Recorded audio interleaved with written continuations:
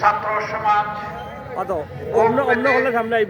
জালিমের বুলেট বুকে লুফে নেওয়ার জন্য রাস্তায় দাঁড়িয়ে স্লোগান দিয়েছিল, বুকের ভিতরে তুমুল ঝড়, বুক পেতেছে গুলি পথ।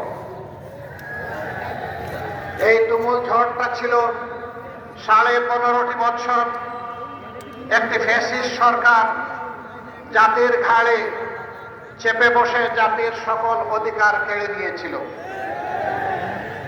দেশকে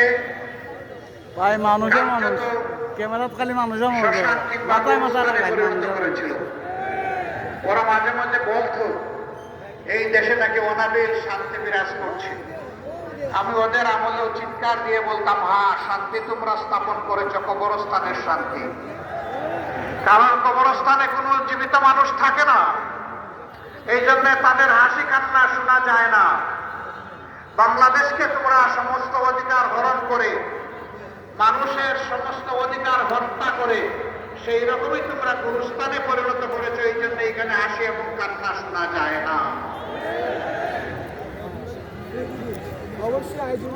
এই 15.5 বছর তারা খুনের রাজ্য কায়েম করেছিল। তার জানান দিয়েছিল ক্ষমতায় আসার আগে, 2 বছর আগে 2006 সালের 28 অক্টোবর স্পষ্ট দিবালোকে লগিবইন্টার তাণ্ডব চালিয়ে আদম সন্তানদেরকে নির্মমভাবে হত্যা করে তাদের লাশের উপর দাঁড়িয়ে যখন নর্তন কীর্তন করেছিল, তখন তারা জাতিকে জানিয়ে দিয়েছিল যে আমরা ক্ষমতায় আসলে এই খুনের রাজনীতি করব। আমরা সেদিন আমাদের বুকের কান্না বাংলাদেশের জনগণের কাছে হয়তো বা পৌঁছাতে পারি।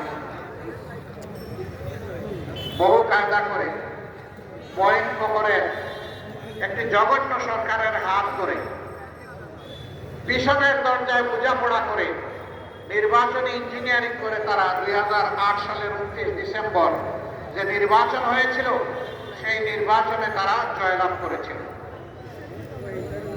9 সালের 10 জানুয়ারি থেকে ক্ষমতায় বসেই সেই খুনের নেশা বাস্তবায়নের কর্মসূচি তারা হাতে নেয়।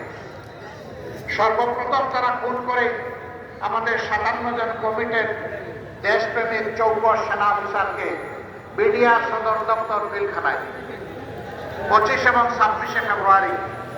ক্ষমতায় আসলো 10 জানুয়ারি। 2টা মাসও যেতে না যেতে খুনের রাজত্ব তারা কায়েম করা শুরু করে দিল। সেনাবাহিনীর মনোবল ভেঙে দিল। বিডিআরকে ধ্বংস করে সেই বাহিনীর 17,500 সদস্যকে চাকরিচ্যুত করলো, 8,500কে জেলে দিল। জেলের ভিতরে এ পর্যন্ত 350 অধিক তারা মারাই গেল। আমাদের গর্বের এই বাহিনীটা ধ্বংস হলো। ক্ষমতায় যাওয়ার সিঁড়ি হিসাবে তাদেরকে ব্যবহার করে চক্রান্ত করে তাদেরকে ধ্বংস করে দিল। আমাদের গর্বিত এই বাহিনীর নাম বদলিয়ে এখন বিজিবি রাখা হয়েছে। আগে ছিল আমাদের নামের সাথে একটা শৌর্যবৃত্ত, বাংলাদেশ রাইফেলস। এখন নাম দিয়েছে বর্ডারের চৌকিদার। লোগো বদলিয়েছে, ড্রেস বদলিয়েছে, নাম বদলিয়ে ফেলেছে। কারা এগুলা করেছে? কারা হত্যাকারী ছিল? জাতিকে জানতে দেওয়া হলো না, লুকোচুরি করা হলো। রাতের অন্ধকারে বিদ্যুতের আলো কেড়ে দিয়ে অন্ধকার করে খুনিদেরকে পালিয়ে যাওয়ার সুবিধা করে দেওয়া হলো। একটা বিশেষ দেশের প্লেন সেদিন কেন এসেছিল ঢাকায়? এরপরে হঠাৎ করে উধাও হয়ে গেল কিভাবে? তার জবাব স্বৈরাচারী সরকাররা না দিলেও একদিন তাদেরকে দিতে হবে। আমরা সেই হত্যাকাণ্ডের বিচার চাই। এরপরেই শুরু হলো তাদের তাণ্ডব। তাদের প্রথম লক্ষ্যবস্তু বানাইল জামাত ইসলামী, যারা পরীক্ষিত দেশপ্রেমিক।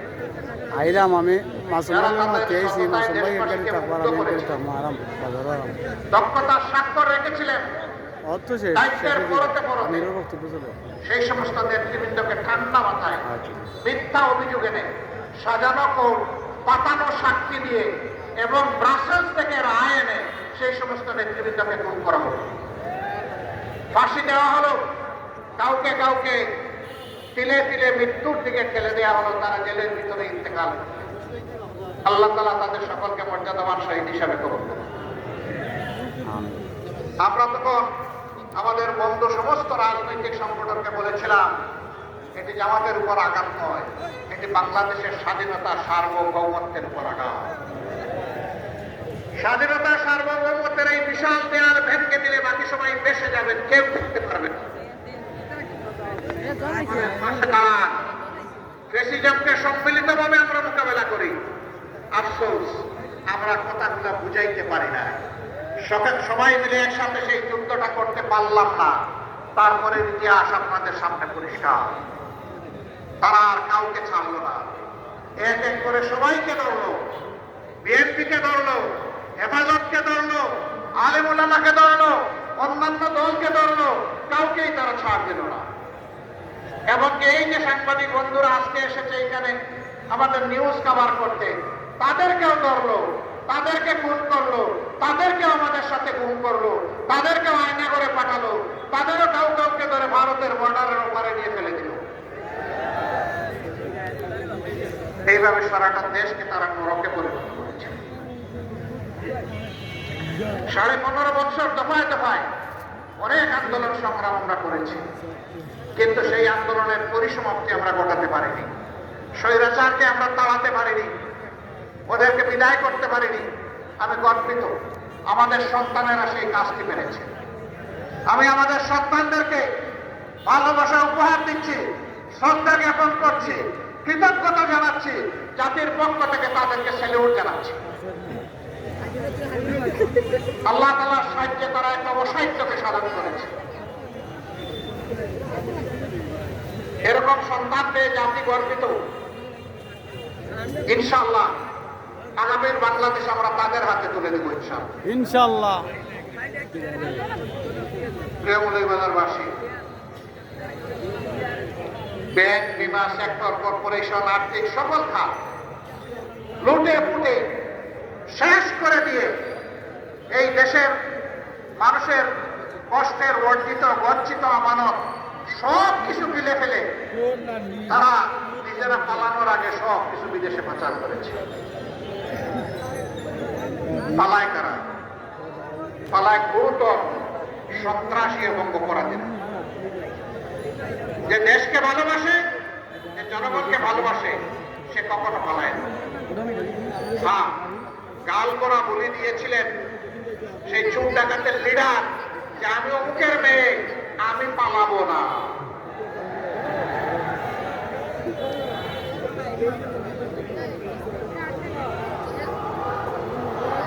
এই যে সব যুবকরা বলতেছে আমাদের ভোট সে চুর করেছিল, 3টা নির্বাচন, আজ যাদের বয়স 30-32 হয়েছে তারা একটা ভোটও দিতে পারে নাই। তাদের সমস্ত ভোটকে জেনোসাইড করেছিল, গণহত্যা করেছিল, ভোটের গণহত্যা। এদের নৈতিক সাহস ছিল না দেশে থাকার, এই জন্য দেশ থেকে তারা পালিয়ে গেছে। আর পালাতে গিয়ে কারো কারো অবস্থা এমন হয়েছে, রশিদ সিলেটবাসী তাদেরকে কলা পাতায় শুয়ে দিচ্ছে। আপনারা রশিদ না বের রশিদ বুঝতে পারিনি। তাকে জিজ্ঞেস করেছে আপনি কে গো? বলে যে আমি শামসুদ্দিন চৌধুরী। কয় স্যার আপনি কি কালো মানি? বলে জি জি আমি কালো মানি। আপনি কোথায় আছেন? সম্ভবত ভারতে আছে। কয় না গো জাদু, আপনি যেতে পারেন নাই, আপনি আটকা পড়ে গেছেন। কি দুর্ভাগ্য! সুপ্রিম কোর্টের একজন এপিলেট ডিভিশনের বিচারপতি, তিনি এতটাই দলবাস ছিলেন যে লাশ লজ্জার মাতাকে তিনি ওখানে বসে রাজনৈতিক হুঙ্কার বিচারকের চেয়ারে বসে। আল্লাহ তাআলা ন্যায় বিচারক। আসল বিচারটা হবে আসরের দিন, কিন্তু দুনিয়ায় আল্লাহ কিছু করেন, নাইলে দুনিয়ার মাস সে রক্ষা হবে। তাই সামান্য একটু আমরা দেখেছি মাত্র, আসলটা আল্লাহ তাআলার জিম্মায় রয়ে গিয়েছে। এই সমস্ত খুনি সন্ত্রাসী সকল অপরাধী, এরা রাজনীতিবিদ নয়, এরা দুর্বৃত্ত। এই দুর্বৃত্তদের বিচার বাংলার মাটিতে করতে হবে। প্রত্যেকটা অন্যায়ের অপরাধের বিচার করতে হবে। এ ভাইয়েরা, জাতিকে এরা 53টি বছর কায়দায় কৌশলে ফ্যাসিজমের মাধ্যমে বিভিন্ন ভাগে বিভক্ত করে রেখেছে। স্বাধীনতার পক্ষের শক্তি, বিপক্ষের শক্তি, মেজরিটি শক্তি, মাইনরিটি শক্তি, কতভাবে যে এরা ভাগ করেছে এই জাতি। কারণ একটা জাতিকে যখন টুকরা টুকরা করা যায় তখন তাদেরকে গোলাম বানানো সহজ হয়। এরা ধরে নিয়েছিল তারা দেশের মালিক আর আমরা সবাই ভাড়াটিয়া। হ্যাঁ, মালিকরাই দেশে আছে, ভাড়াটিয়ারা পালিয়ে গেছে।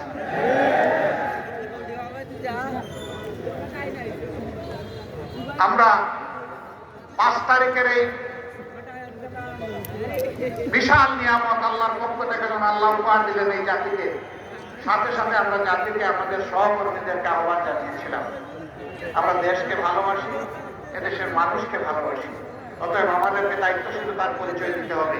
আপনারা শান্ত থাকুন, ধৈর্য ধরুন এবং দেশকে তার জায়গায় ফিরিয়ে আনতে সহযোগিতা করুন।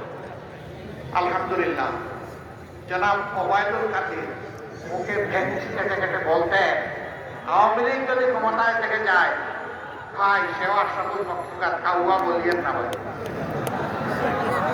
তিনি বলতেন আওয়ামী লীগ ক্ষমতা হারাতে 2 দিনের মাথায় 5 লক্ষ লোককে খুন করা হবে। কে খুন করবে? বিএনপি জামাত খুন করবে। আমি আপনাদের কাছে জিজ্ঞেস করতে চাই, 5 তারিখের পরে 2 দিনে কি বাংলাদেশে 5 লক্ষ মানুষকে খুন করা হয়েছে? কেন হয়নি? কারণ যাদেরকে তারা দোষ দিত তারা এই দেশকে ভালোবাসে। তাদের কোনো দিদির বাড়ি নাই, তাদের কোনো মাসির বাড়ি নাই, তাদের কোনো স্বামীর বাড়ি নাই। এই দেশই আমাদের প্রিয় বাংলাদেশ। এই দেশ নিয়ে আমরা, আল্লাহ তাআলা এখানে পয়দা করেছেন, গর্বের সাথে এই দেশ নিয়ে আমরা বাঁচতে চাই। তারা দায়িত্ব জ্ঞানহীন, কাণ্ড জ্ঞানহীন হলেও জাতি দায়িত্ব জ্ঞান সম্পন্ন।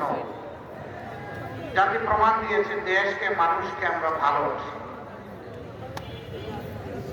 তিনি যে দেশে আশ্রয় নিয়েছেন তারা আমাদের প্রতিবেশী।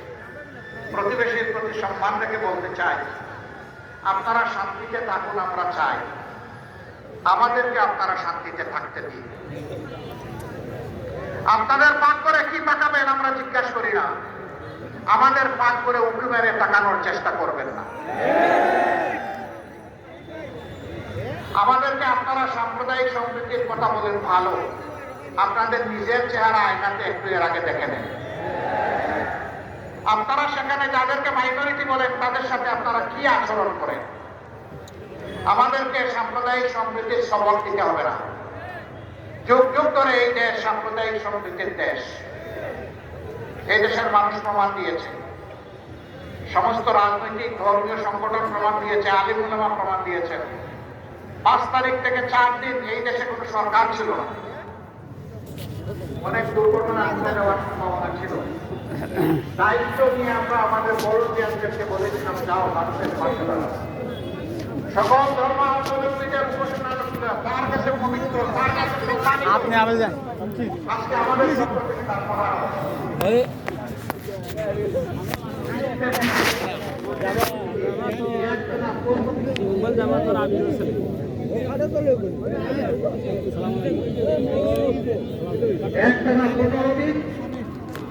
এই গুরু দায়িত্ব তারা পালন করেছে।